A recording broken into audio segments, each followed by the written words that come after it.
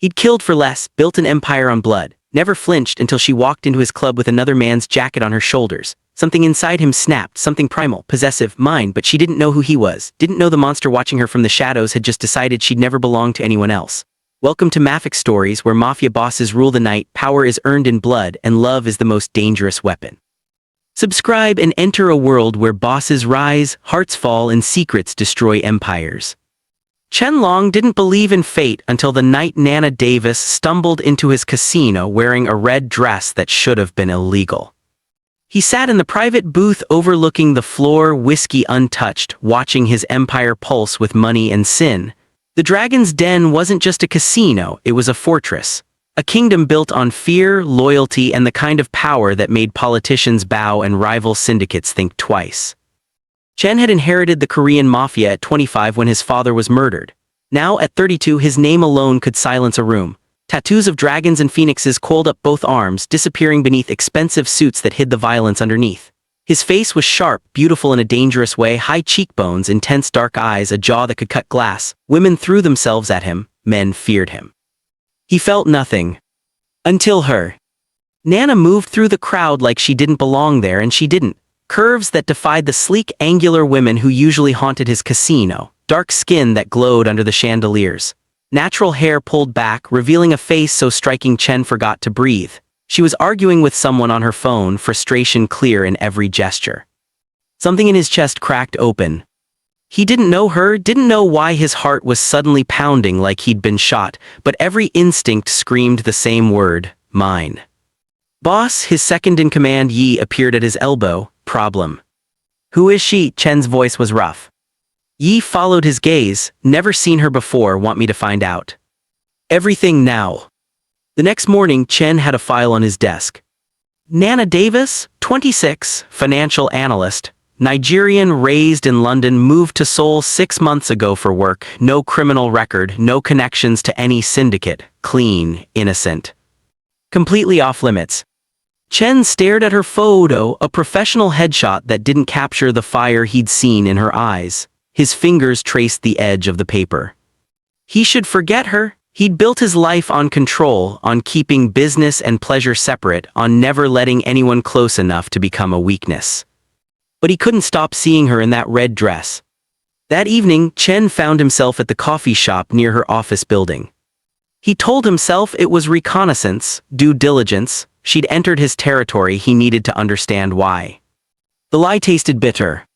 Nana sat by the window, laptop open, brow furrowed in concentration.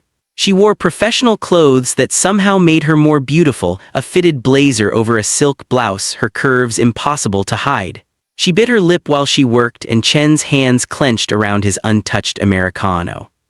He'd never wanted anything he couldn't take. But this, her, required a different approach.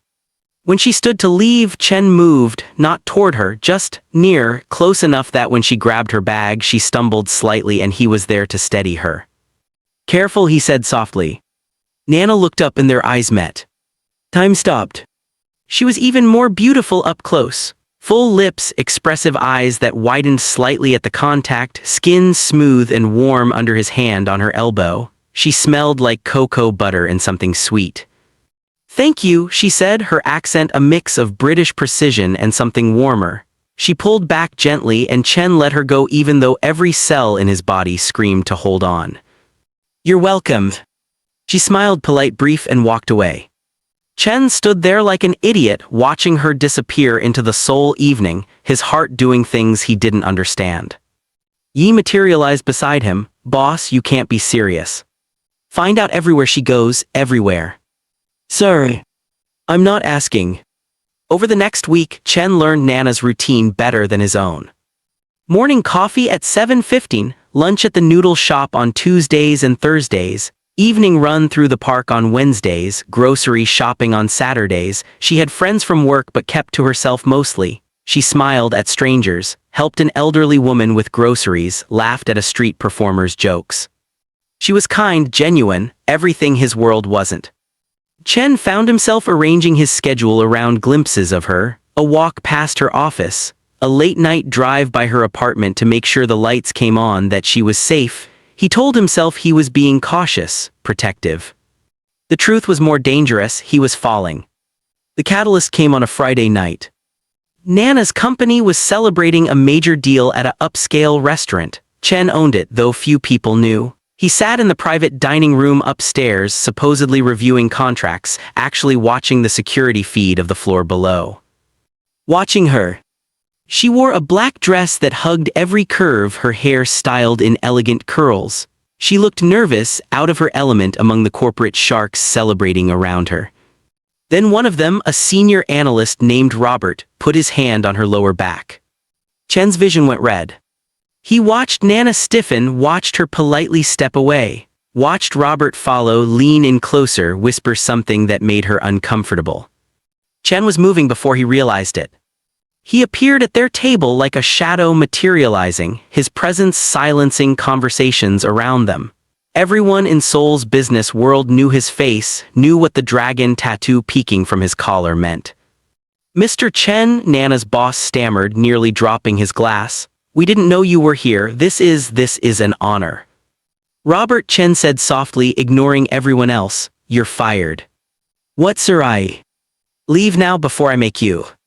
The threat in Chen's voice was unmistakable. Robert went pale, stumbling back and fled the restaurant. Chen's eyes found Nana's. She was staring at him, confused, beautiful, and something in his chest twisted tight. "Are you all right?" he asked, his voice gentle in a way it never was. Yes, thank you, but you didn't have to." "I did."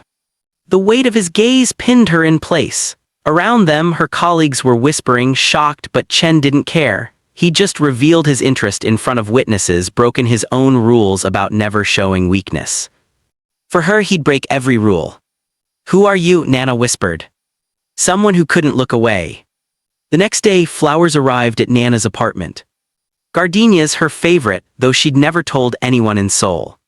The card was simple: "Forgive the intrusion, CL." She should have been frightened, should have reported him. Instead, she pressed the card to her chest and tried to understand why her heart was racing. A week later, Chen orchestrated another chance meeting. The art gallery opening was exclusive, invitation only. Chen had made sure Nana's firm received tickets. He'd also made sure she'd be there. She wore emerald green, and Chen forgot how to breathe. "Mr. Chen," she said when she spotted him, her voice carefully polite. "What a coincidence." "Chen," he corrected, "just Chen, and there are no coincidences." "So you're stalking me." She said it lightly, but there was an edge. Smart woman, she should run. "Protecting you," Chen said honestly. "Robert isn't the only man in this city who doesn't understand boundaries. I can protect myself."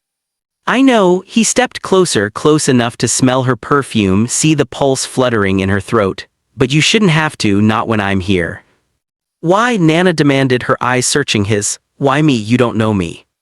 "Because you're the first thing that's felt real in 10 years, he wanted to say. "Because when I look at you, I remember what it's like to want something besides power."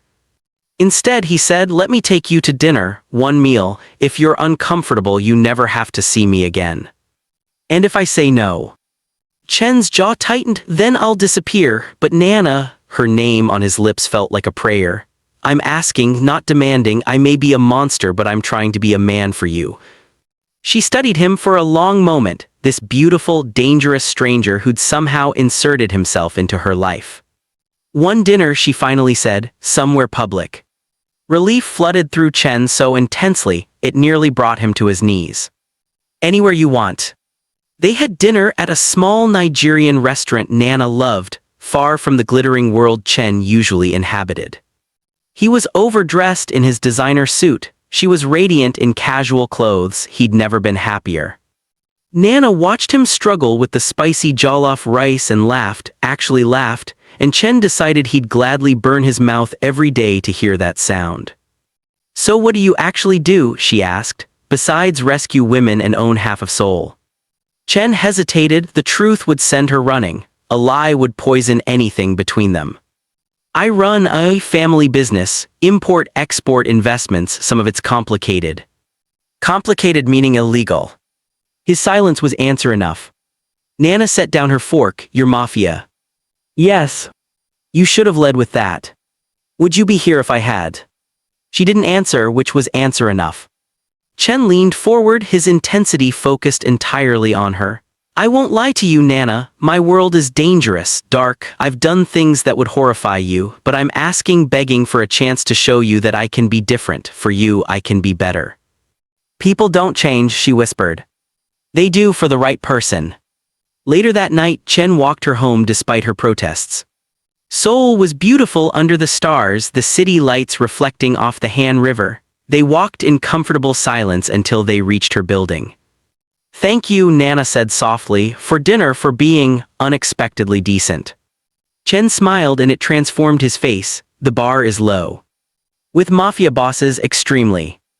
They laughed and it felt normal, easy, like they were just two people, not a crime lord and the woman he was becoming obsessed with.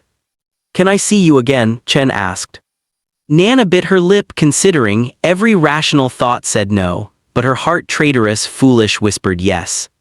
Maybe, she said, if you can prove you're not going to have me killed. Never, the word came out fierce, absolute. You're the safest person in Seoul, I'll make sure of it. Something in his tone made her shiver. Over the next month, Chen courted her like she was a queen and he was a peasant seeking favor. Flowers every week. Coffee delivered to her office with notes that made her smile, books he thought she'd like, small gifts that showed he actually listened, a scarf in her favorite color, headphones after hers broke, a journal when she mentioned wanting to write. He never pushed, never demanded, just existed in her orbit, making it clear she was the center of his universe. Nana tried to resist, tried to remember he was dangerous, but Chen was patient, devoted, and somehow vulnerable beneath all that power. She was falling and she didn't know how to stop. The shift happened at a company party. Nana's colleague David had been flirting with her for weeks. She'd politely declined every advance, but he was persistent, drunk, handsy. Come on, Nana, David slurred, backing her against the bar. One drink, one dance. I said no. Playing hard to get, I like that. Chen appeared like a storm, yanking David back with barely controlled violence. She said no, his voice was death. Touch her again and you'll lose the hand. David sobered instantly, recognizing the dragon tattoo, the deadly calm. Mr. Chen, sir, I'm sorry. Get out. David fled. Nana stared at Chen, her heart pounding. You can't just threaten people. I can, I will. Chen's eyes were fierce, possessive, burning. You're mine, Nana, even if you don't know it yet, even if you fight it. I will burn down anyone who makes you uncomfortable, who touches you, who even looks at you wrong. I'm not yours, she said, but her voice shook. Yes, Chen said softly, stepping closer. You are, you have been since the moment I saw you, and I'm yours completely, irrevocably, whether you want me or not. The intensity of his confession stole her breath. That night, Chen drove Nana home in tense silence. The air between them crackled with unspoken things. Every glance felt weighted, dangerous. When they reached her building, Nana didn't immediately leave. You can't say things like that, she whispered. Why not? It's the truth. Because I don't know what to do with it, with you. Her hands twisted in her lap. You're a crime lord, Chen, you hurt people, you. I do. He turned to face her fully, his expression raw. I've killed, I've destroyed lives, I'm not a good man, Nana, but I would never hurt you. I would die before I let anyone else hurt you. That has to count for something. It does, she admitted, her voice breaking. That's what scares me. It shouldn't matter, but it does. You shouldn't matter, but you do. Chen's hand reached out slowly, giving her time to pull away. When she didn't, he cupped her face with a gentleness that contradicted everything he was. Then stop fighting it, he murmured. Let me in, let me prove I can be worthy of you. Nana's eyes searched his, finding sincerity beneath the danger, finding devotion that terrified and thrilled her. One chance, she breathed. If you lie to me, if you hide things, if you put me in danger. I won't, I swear it. The kiss happened like gravity, inevitable, consuming. Chen kissed her like she was oxygen and he'd been drowning. Soft at first, then deeper, his hand sliding into her hair while she gripped his suit jacket like an anchor. When they broke apart, both breathless, Chen pressed his forehead to hers. Mine, he whispered. This time Nana didn't argue. The next morning, Nana woke to realize what she'd done. She'd kissed a mafia boss, agreed to date him, opened her life to danger and darkness and a man who looked at her like she was his religion. She should have been terrified. Instead, she was smiling at her phone, reading his good morning text, dreaming of you, stay safe, see. She was in so much trouble. Over the following weeks, Chen showed her his world carefully. Not the violence, not the blood, but the complexity. The Korean community he protected from predatory loan sharks. The businesses he kept running, providing jobs. The hospital wing he'd funded anonymously. The scholarship program for kids from broken homes. My father built this empire on fear, Chen explained one evening as they walked through his penthouse. I'm trying to build something different, still powerful, still untouchable, but not just destructive. Nana studied the man before her, dangerous, yes, but also complicated, trying. Why, she asked. Because you make me want to be better. It was the truth, and it shattered her remaining defenses. Their first real date was at a private beach house far from the city. Chen had arranged everything: sunset dinner on the terrace, music drifting from hidden speakers, the ocean whispering against the shore. Nana wore a flowing white dress that made Chen's heart stop. This is beautiful, she said, taking in the view. You're beautiful, Chen corrected, this is just scenery. She laughed, that sound he was addicted to, and they settled into dinner. The conversation flowed easily, her childhood in Lagos, his strict upbringing in Seoul, her dreams of financial independence, his plans to legitimize parts of his business. Do you ever regret it, Nana asked, the life you lead? Chen considered, I regret the necessity of violence, the people I've lost, the things I've done that keep me awake at night, but regret the power that lets me protect what's mine, no. And what's yours?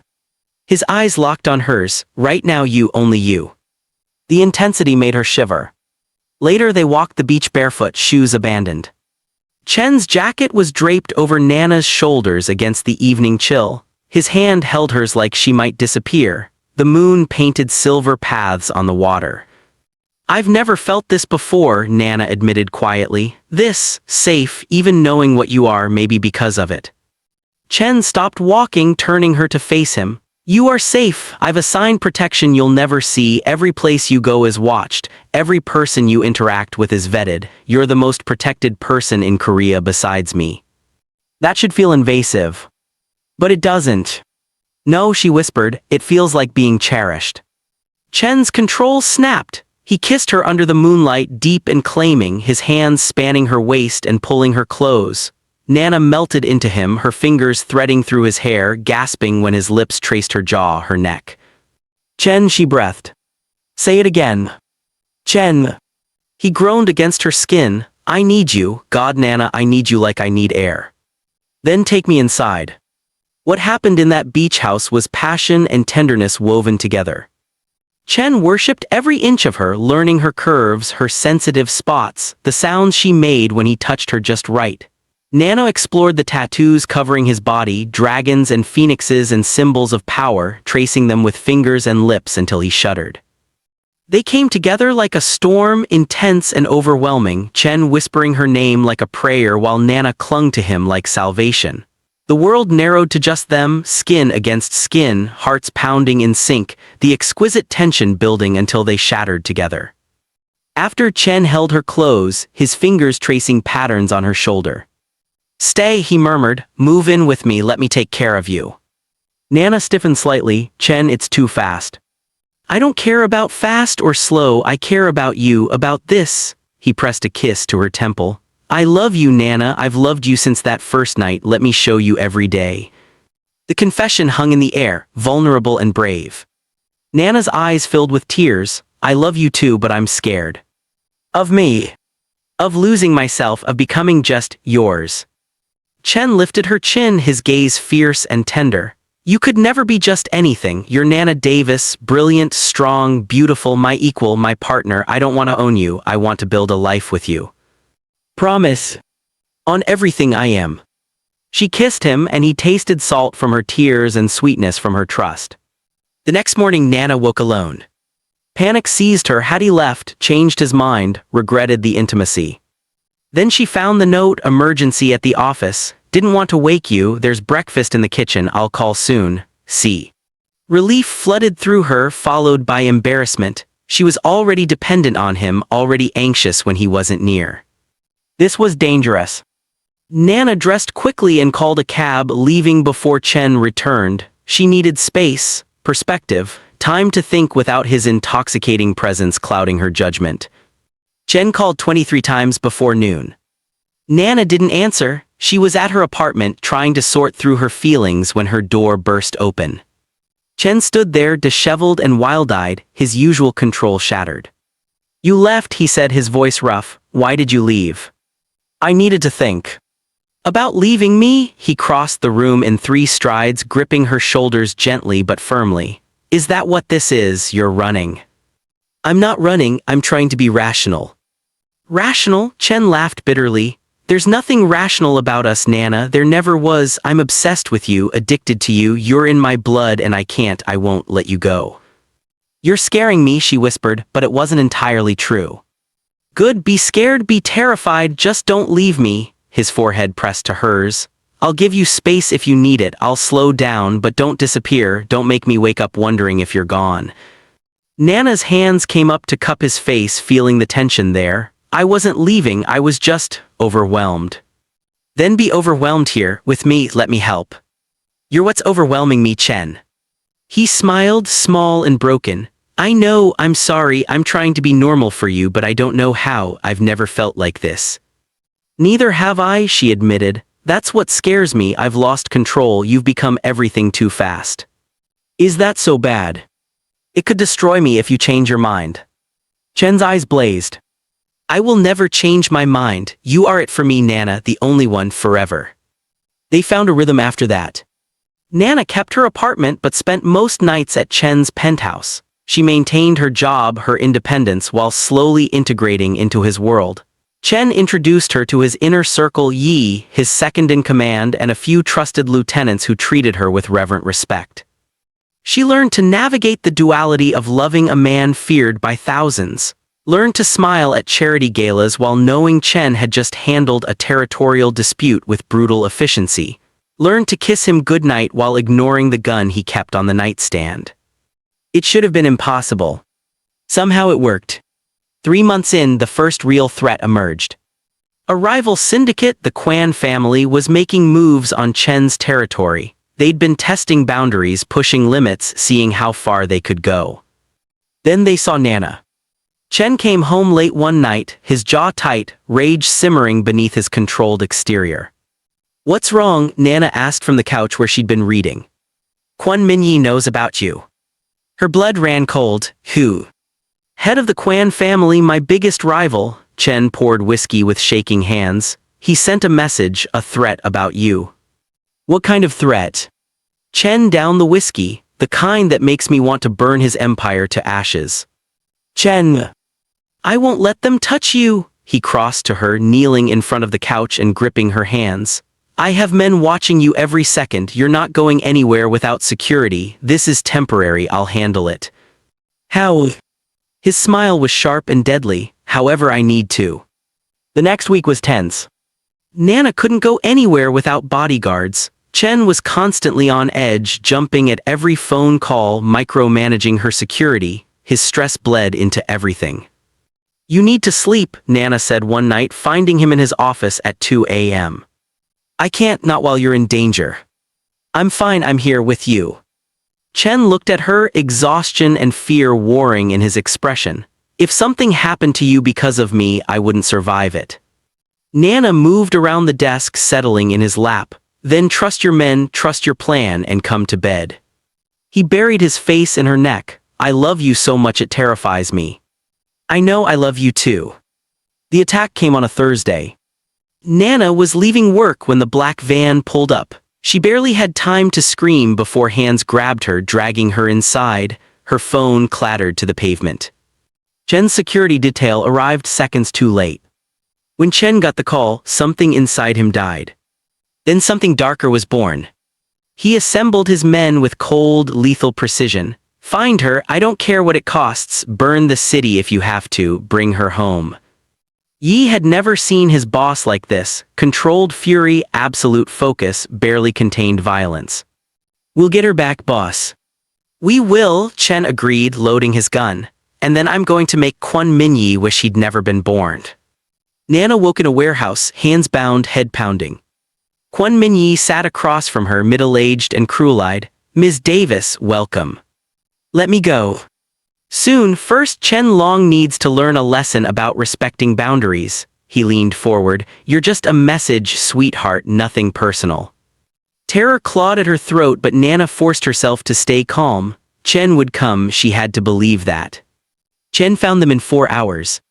He'd burned through every contact, every favor, every resource. When Yi triangulated the location, Chen moved with his entire force. The warehouse exploded into chaos. Chen's men were efficient and brutal, cutting through Kwon's guards like paper. Chen himself moved through the carnage with deadly grace, focused on one thing, finding her. He kicked open the door to the room where they held Nana. Their eyes met across the space. Chen, she sobbed. He was there in seconds, cutting her bonds, gathering her into his arms. I've got you, you're safe, I'm here. Kwon Minyi tried to run. Chen shot him in the leg. Yi, Chen said calmly, still holding Nana. Finish this, make it slow. With pleasure, boss. Chen carried Nana out of hell and into the night, whispering promises against her hair. Never again, I swear to you, never again. Back at the penthouse, Chen couldn't let her go. He'd checked her for injuries a dozen times, made sure she ate, drew her a bath, held her while she cried out the fear and trauma. I thought I'd lost you, he whispered in the darkness. I thought. You didn't, I'm here. Marry me. Nana pulled back to look at him. What? Marry me? Chen repeated, his eyes fierce and desperate. I can't protect you fully as my girlfriend. As my wife, you become untouchable. No one would dare, and I need you to be mine, completely, legally, forever. Chen, we've only been together a few months. I don't care, I knew the first night, you're everything. He cupped her face. Marry me, Nana, let me spend the rest of my life keeping you safe and making you happy. She should have said it was crazy, too fast, impossible. Instead, she whispered, yes. They married 2 weeks later in a private ceremony. Nana wore white lace. Chen wore a black suit and looked at her like she hung the stars. When he slid the ring on her finger, a massive diamond surrounded by emeralds, his hands shook. Mine, he murmured during their first kiss as husband and wife. Yours, she agreed, and you're mine. Always. 6 months later, Nana stood in their bedroom, staring at the positive pregnancy test. Chen found her there, frozen in shock. Baby, what's wrong? She held up the test silently. Chen went still, then a smile, pure, radiant, uncontrolled, broke across his face. You're pregnant. We're pregnant. He crossed to her, dropping to his knees and pressing his face to her still flat stomach.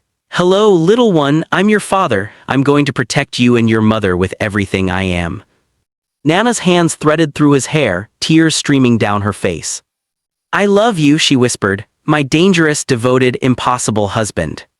Chen looked up at her, this beautiful woman who'd somehow seen past the monster to the man underneath. I love you more than life, both of you. A year later, Chen Long stood in the nursery of his penthouse, holding his daughter. She had Nana's eyes and his dark hair. She was perfect, precious, the most valuable thing in his empire. Nana watched from the doorway, exhausted and radiant from labor. You're starring, she said softly.